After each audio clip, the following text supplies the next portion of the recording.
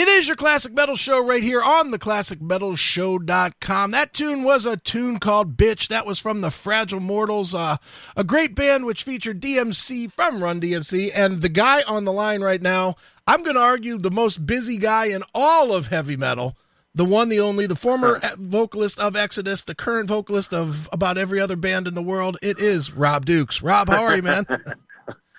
Pretty good, man. How are you? I'm good, man. Yeah. Well, dude, I'm going to tell you up front, I am a humongous Rob Dukes fan. Whether that means thanks, man. Whether that means Generation Kill, whether that means Fragile Mortals, whether that means Dukes solo, whether that means the incredible body of work that you did in Exodus, just you are one of those guys that gets on a stage and delivers it every time, and it doesn't matter what project you're with, man. And it's very cool to speak to you once again, man. Thanks, man. I appreciate that, man. Yeah, try to do the best I can. You know what I mean? Get Sure. a little bit of talent that I've somehow acquired through the force of the universe. And I always try to give my all. Sure. Well, and that's I can remember only a handful of times where the show was absolute shit, right, and it was my fault. And it was either I remember exactly what towns they were, and I remember that I don't remember the actual reasons why they weren't good, but I can remember a handful of times where I just mentally wasn't able to be there. Sure. It was one of those things. No, I get it, dude. But anyway. Well, and that's the thing with you, man, is I'm a huge Exodus fan. I'm a huge Zetro fan too, so it's not like I'm kissing your ass. I mean, I loved Exodus. I still love Exodus. And I saw you perform in Exodus, I don't know, 5-6 different times, the last time being right before you left the band at Rock on the Range in Columbus. Right. And I mean, you had a way, and I'm assuming you still have that same way, of absolutely commanding an audience. You had an expectation of the crowd to give it as much as you were giving them back, man. And it really made for an intense show, which made the concert experience fantastic. Well, cool, man. Yeah, I mean, the way I look at it is, I was a fan first, for all those years that I was just a regular guy just going to shows, and, so that was the only, when I got into Exodus, I had not really been in bands before. I'd been in bands before, but not at this level. So it was kind of like a unique new thing for me. So I kind of just, I did what just came naturally. It took a while to cultivate, who I was and to feel comfortable up there. It was, I'd say the first 100 shows were uncomfortable. I mean, I tried my best, and I was scared a lot. Not scared, but just like nervous, and just didn't want to make mistakes, and was constantly making mistakes, and to go through all that. So, then 10 years later, right, and multiple shows through there, hundreds and hundreds of shows. And then we get to the time when the really big shows happen, that experience pays off, and you walk out and you just, one thing about metal fans is they want to have a good time. They want to believe you. And when you're not doing it for real, they fucking know, man. Right. They know when you're faking it, man. I mean, they know. And I never faked it once up there. I did the best I could, and I tried to you're singing about some really dark shit. Right. I didn't smile a lot. I did smile, but not a lot. Right. You know what I mean? And I did try to have a good time, and I was able to laugh at myself and laugh at others. And, we were never take anything really too seriously. It's just music, Sure. So yeah. Exactly, man. Well, dude, since you left Exodus, you have been in just a myriad of projects, and they have been fantastic. I mean, my favorite, I think, is probably Generation Kill up to this point. I just love those records. Right. But you've been busy with a lot of stuff, so why don't you catch everybody up with, the various projects that you are involved in and have been involved in and, are working toward today? Right. Well, the first thing that I was kind of working on was the album I did with Daryl, and we just kind of did it, and then, now we're, it was really fun to do. He's a really nice guy. Mm-hmm. He's a really wonderful human being, and it was fun writing those songs with him and going back and forth, and it was something I never even fathomed that I would be in that situation. And when he first approached me, I was like, man, what the fuck am I going to do? And then we did the song Lot Lizard, which was probably really the best song I think that we put together. It was the first song we did. It was probably the best one. Right. And it just was so natural that, it was when I went to go record it, I didn't know what he was going to do, and he didn't know what I was going to do. All we did was we had a subject. It was about a truck stop hooker called a lot lizard. Right. And that was the only thing that I told him, and that was the only thing that he knew. And I said, okay. And then we showed up, and he had his lyrics and I had mine, and it fucking just worked out, man. It was awesome. And the other stuff, we continued to do songs, and some of them were good. I think there were a handful that were, but for the overall, the whole scope of the deal, me and Daryl both agree that, like half of them were really good and had some really good, cool things that we did. And the other half were just fun to do, but, they were just, they were what they were, and, mm-hmm. but nonetheless, it was a killer experience. And Daryl's, like I said, he's a really wonderful human being. Sure. And then, I had some time. So the Duke stuff it was stuff I had written like 8 or 10 years ago, man. Me and my friend John Corsiari did these songs in a little teeny he had a teeny studio in upstate New York. And I went in there, and we just, it was songs that I had written, and then me and him wrote them. We added stuff and changed stuff, and so we started working on them together, and then did the songs, did the vocals, and then we redid the drums and the bass. And I had Scott Reeder from Caius and Fireball Ministry. He said, I'll play bass on it. And I was like, all right, cool. And I sent him the track. So he did all the bass. I had Mikey Doling from Snot do a solo on one of the songs. Sweet. And, my friend Craig Safola did all the drums. And so it was cool, man. It was a cool little, it was just, at the time, it was something to do when I was home. And, where I, play guitar, and I was, just, so anyway. Yeah. So then I moved to Arizona. So Generation Kill was just started out as just something also to do when I wasn't touring with Exodus. And, then I met Zeus, and Zeus was a big fan of my vocals and my lyrics. So I approached him to produce the record We're All Gonna Die. And it was killer, man. We wrote a bunch of killer fucking songs, and as a band, we fucking, played a bunch. We went on tour to Europe for a month without a record contract, or no, the record was, was done, but it wasn't really out yet. Right. And then we, and through Nuclear Blast saw us play, and they were like, okay, we'll fucking sign you. And I was like, they did me a solid, because at the time I was a singer of Exodus, so it was like, it was mostly a favor. Right. Honestly, I don't know if we were just some band, would they have signed us? I don't think so. I think I had a little bit of clout sure. at the time because I was in Exodus. So, they gave us a shot, and they made vinyl, and they made some CDs, and they put it out digitally, and they fucking did a bunch of cool, press releases. I did a ton of interviews, and we, did some cool shows and had a good time. And the record, that record's awesome. And then now we're working on a new one. We have been for a long time. We've been working on it.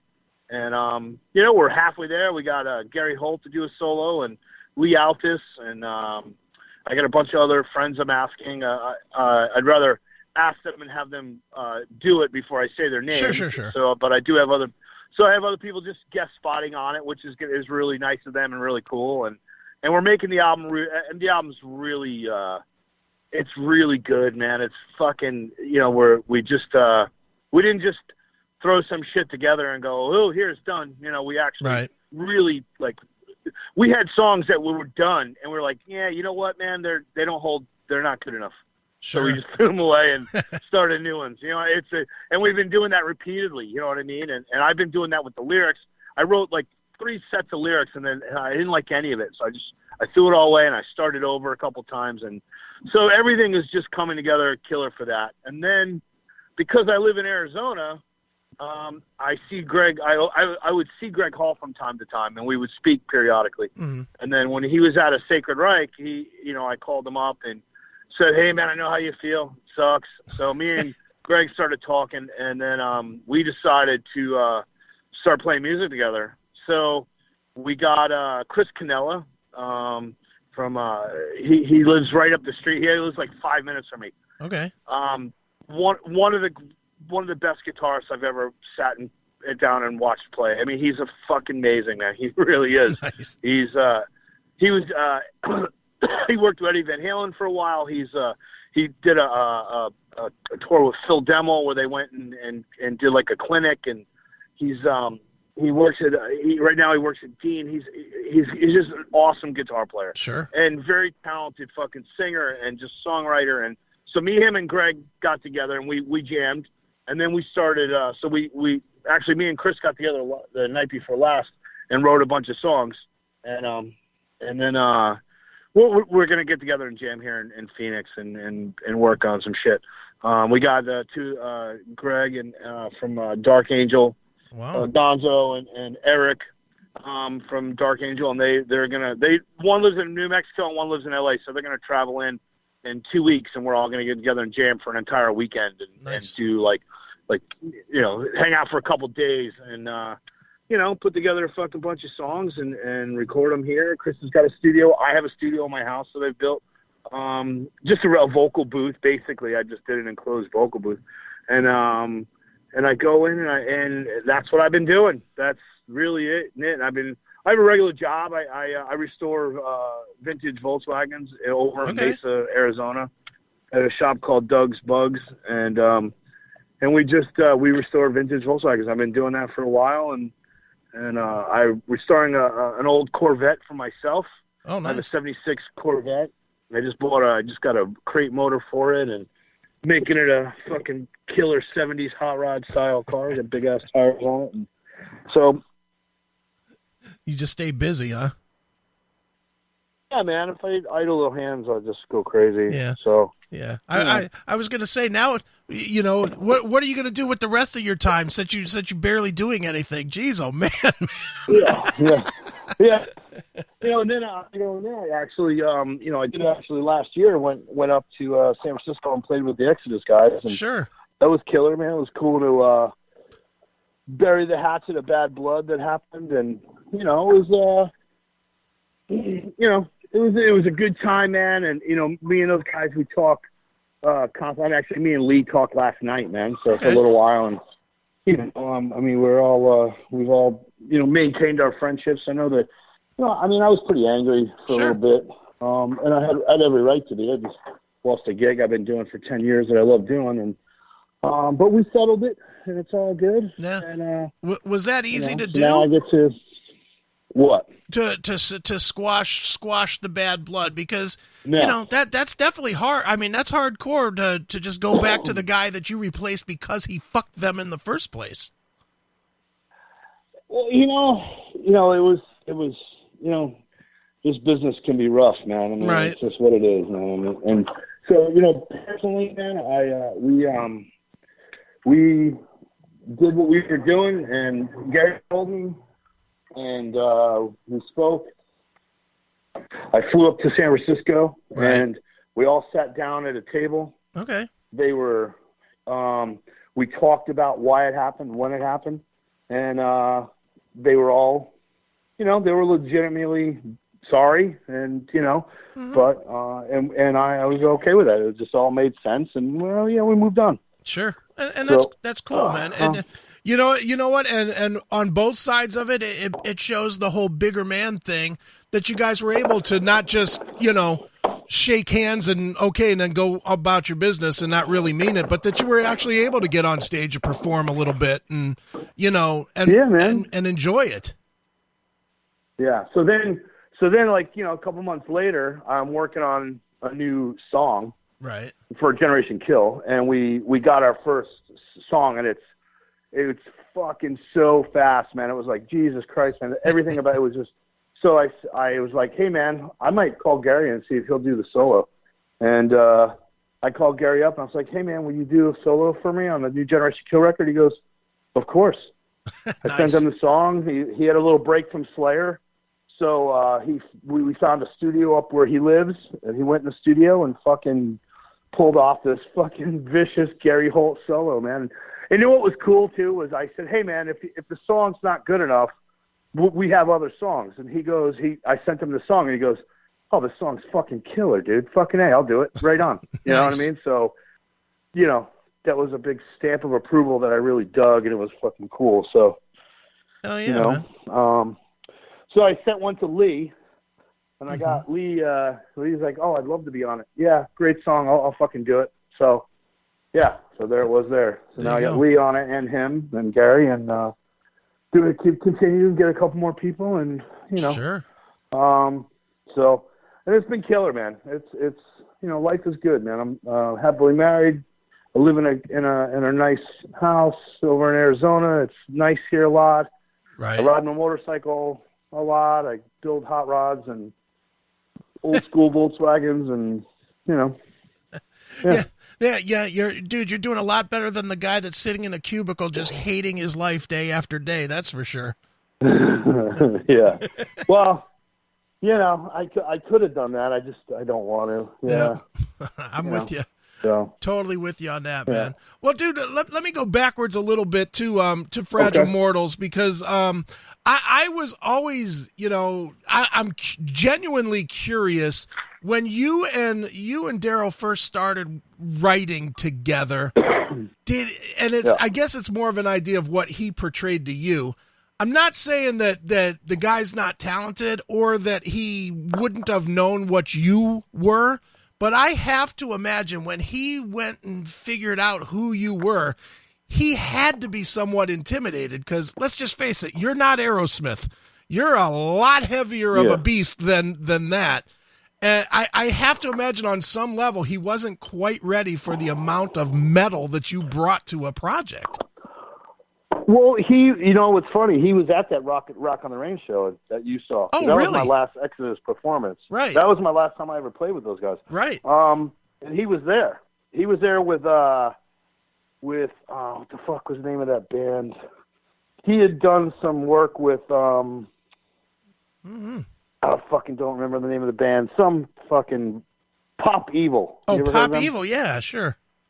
Okay. Yeah. So he did a song with them. So he was there. They were the headliner of that show. And so he was there, and he watched a little bit of the act. He goes, "Hey, I saw your set. Pretty cool, man. You guys are fucking heavy." Cool. And he goes, "Hey, let's talk later." And I said, "Okay." So, and I don't know the score because I haven't watched the game yet. So if you know the score, I don't want to know the Rangers opening season game. I just got home, so I'm going to watch it on my DVR. So that happened to be the Rangers were playing the Penguins in the playoffs. So I was supposed to go to a party after that show and hang out with him. Right. And I didn't go because our playoffs were on. So next morning I'm sitting at the airport and I'm waiting for my flight home. And who comes walking up to me is Daryl. I was like, "Hey, man." He's like, "You didn't go to the party." And I'm like, I just got caught up with the hockey game. And then so we had a good laugh. And then he sat down and I go, "Oh, hey, by the way, I got this band in New York." Because we figured we were both from Queens, and we just talked, and I was like, "Yeah, man, you were like I grew up, you know, listening. I mean, you were from fucking Queens, so how could I know who you are?" And huge fan. Right on, man. We should work together. And I'm like, I thought he was just kidding. I'm like, okay. So I gave him a CD, and he calls me like a week later. He hit me up through Twitter with a private message and said, "Here's my number. Give me a call." And I called him. He's like, "Hey, man, we got to write a song together. I got a record coming out, and I want you to be on it." I'm like, "Okay." Nice. So I said, "Well, hey, man, I started writing these lyrics about a lot lizard.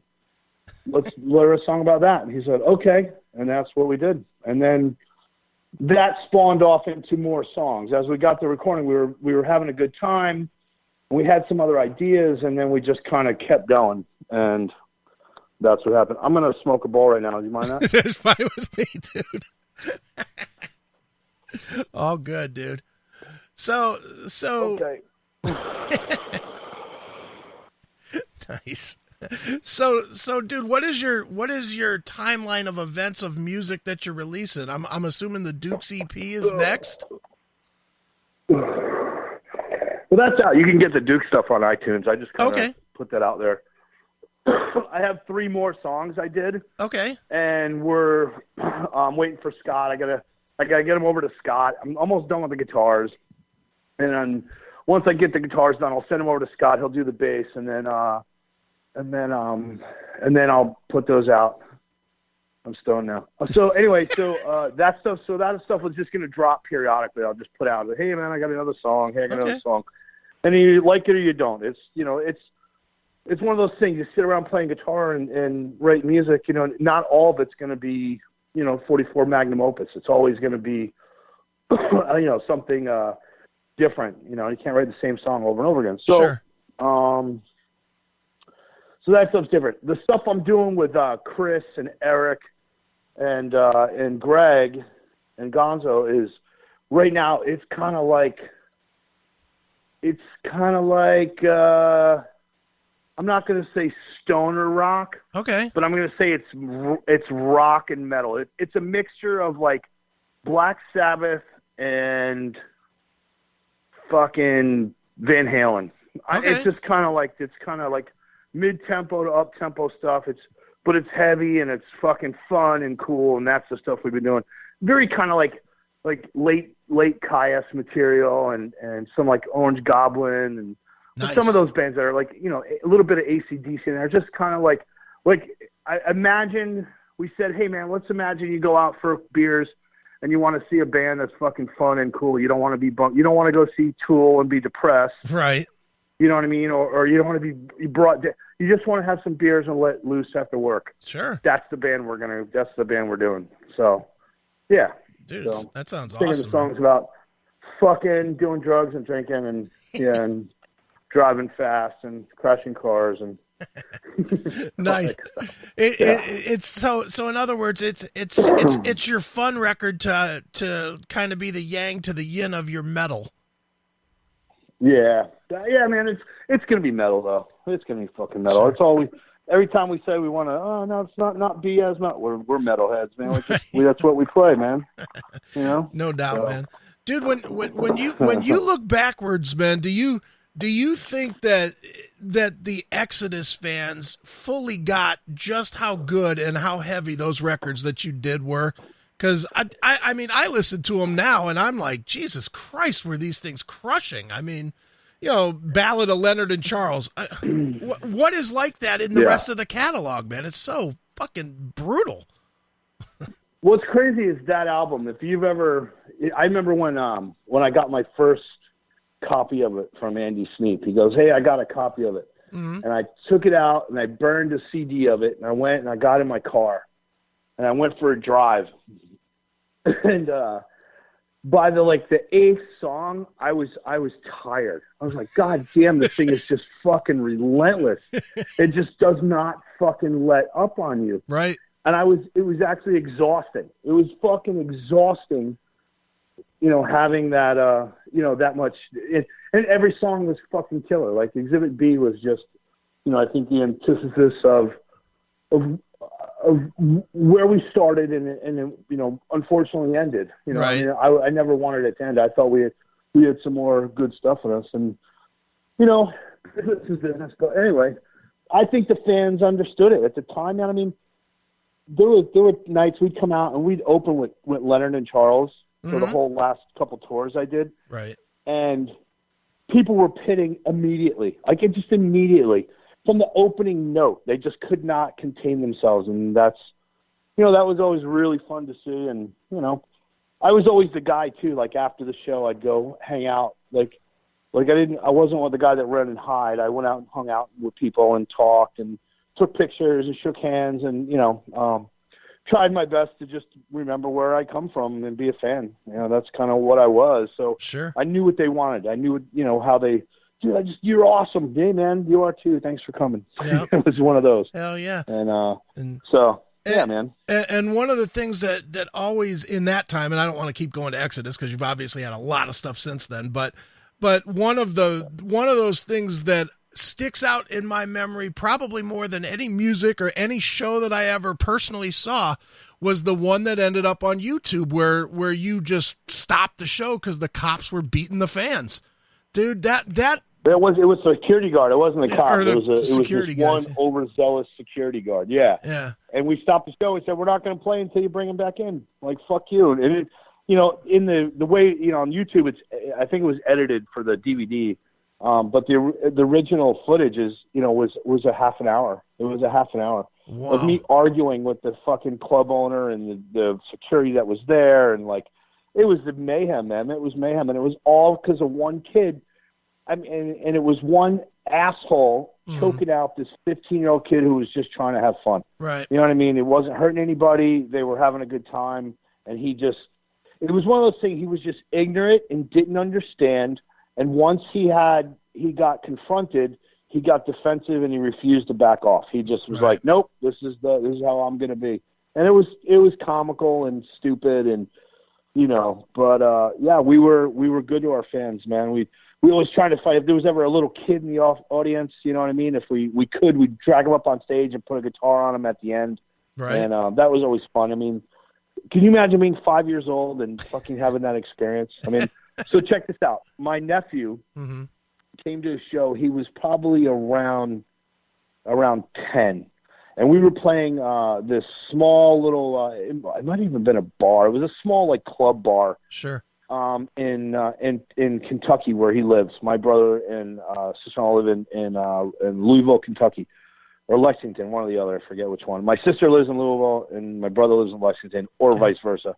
But so he brought his son, who was about 10, to the show. Right. And at the end of the show, I pulled him up on stage and put a guitar on him. Now he's like, there's a look on his face where I have a picture of it. It's fucking incredible. Nice. And his name's Christopher, right? Mm-hmm. So Chris, now he's Chris, but back then he was Christopher. And he as he got older, I think that winter, he was maybe 12.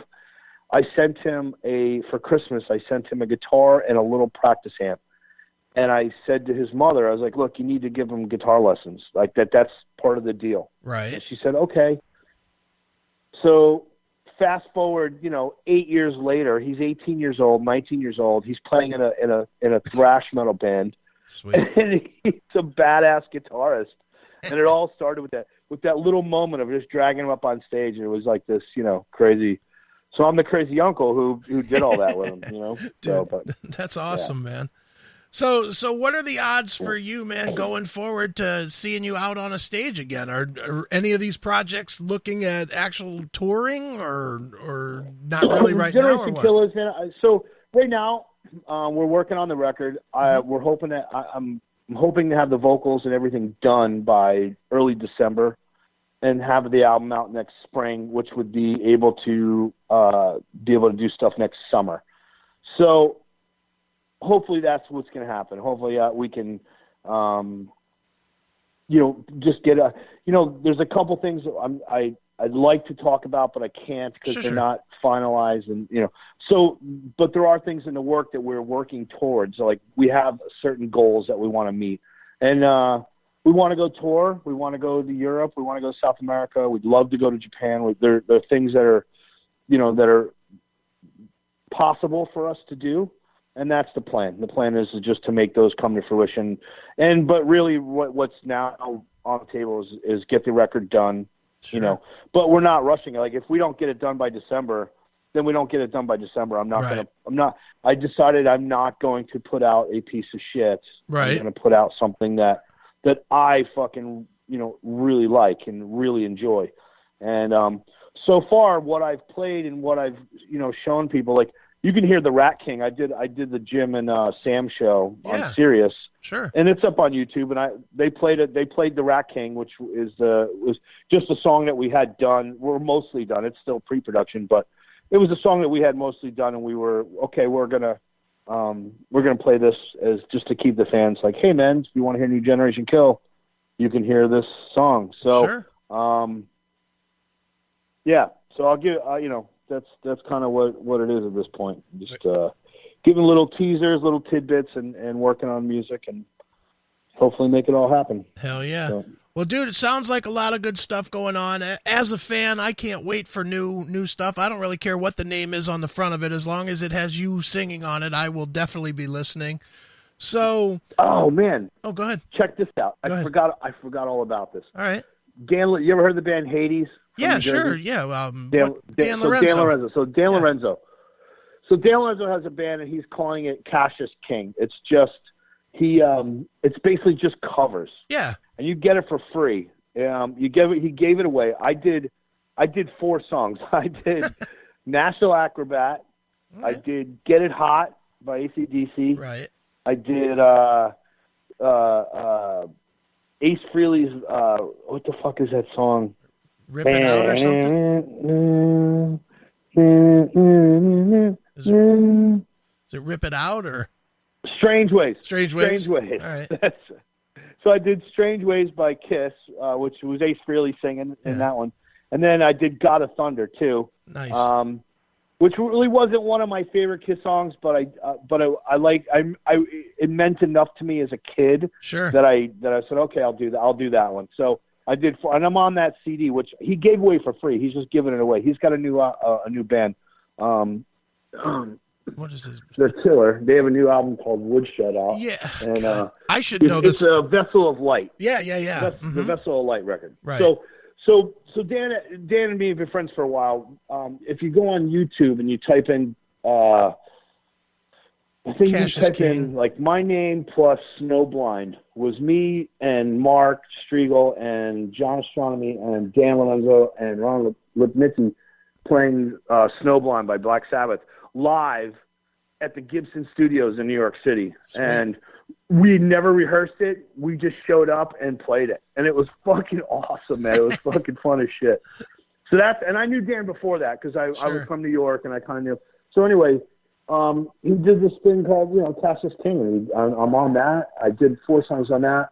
And the Vessel of Light thing, he's awesome. Yeah, I think he just played with in New York City, I think just last weekend. Very cool. I haven't actually sat down and listened to that whole record. I've heard a couple tunes, but I need to sit down with headphones on and listen to the whole thing. And there is. You want to hear a new cool fucking band? You want to hear a band that I found? They're a small band. They're on YouTube. They're not really. They haven't done many tours, but they've done a couple, and they've played with some big shows and stuff. They're called Hong Kong Sleepover. Okay, haven't heard of them. No. And they have a Facebook page, and I'm not sure if they have a website and stuff, but I became a fan. I heard them. They're called Hong Kong Sleepover. They are like, at first I thought it was Probot. Right. And I hadn't heard it before. It sounded like Lemmy singing with Dave Grohl, and I'm like, is this the Probot thing? Because I love that album. Sure. The one with Lemmy was great. The one with Kronos, the Venom song was fucking badass. So anyway, I walk over. I had it on the radio on Pandora, and I hit this band. I'm like, oh fuck! And the owner of my shop goes, yeah, they're from Illinois, man. They're a good band. And I go, fuck. So I started listening. He gave me a few songs off, and I started listening. I'm like, oh, these songs are fucking great. So I contacted the band. I said, hey, I'm a huge fan. And they're like, oh, we're a huge fan of you. And they just sent me everything. They sent me all their CDs. They've been in my rotation for like the last 6 months. It's really the only. They are so fucking good. Nice. They're called Hong Kong Sleepover. They're fucking great, man. So actually, I got him to sing back up and sing on the new Generation Kill record. Very cool. He's going to sing on there too. So dude, awesome. Yeah, man. So it's been fun. Yeah, no doubt, dude. Well, dude, why don't you pick a song that we can play to wrap the interview up with, and tell people where they can keep up with you to find out when records are coming out and should tour dates be announced and all that good stuff. Well, you can follow me on Instagram or Twitter. On Facebook, I don't really do the fan thing. It's really just like family and friends and people I personally know. Okay. But on Twitter and Instagram, I do all that. There is a Dukes page. You can, if you just go to Facebook and Dukes, I'm on there. And then there's Generation Kill. It's Generation Kill Band. If it doesn't say Generation Kill Band, and then it's the wrong one, because we had a couple members leave and they hijacked some pages and some other bullshit. So I had to kind of start over. And anyway, I don't really want to talk about that. Right. It's just fucking lame when people quit and then fucking become douchebags. But so you go to Generation Kill Band And that is where you can find everything. And you know, we have a new song. We did a cover of Bloodstains by Agent Orange. It's up there. There's on Duke stuff. There's a couple other covers and a couple other cool stuff that I've done, and just music if you want. And I manage those pages, so you can contact me through there. All right. And have any questions, or people want to talk to me or ask me questions. When I have the time, I will get to you eventually. So yeah, that's about it, man. It's fucking Duke's, Generation Kill, you know, and hopefully I might do some more shows at Exodus. They did approach me about it, and maybe doing a couple more shows and some one-offs some here and there. So awesome. You know, just for fun, go out there and sing a handful of songs, and yeah. Very, very cool, dude. Well, dude, pick a tune. Yeah. It could be anything from your catalog or anything that you even just like to wrap the interview up with. I think we should do Generation Kill. There Is No Hope. All right, and why that one? It's got everything. It's got some fast shit. It's got some like mid tempo with like I did a bunch of melodies, and then there's an ending piece that reminds me of like some like old Judas Priest. That was kind of the model for that record was old Priest. You know, where they used piano and they used mellow and they used heavy, and so There Is No Hope. All right, well, let's check it out right now. It's Generation Kill right here on your Classic Metal Show.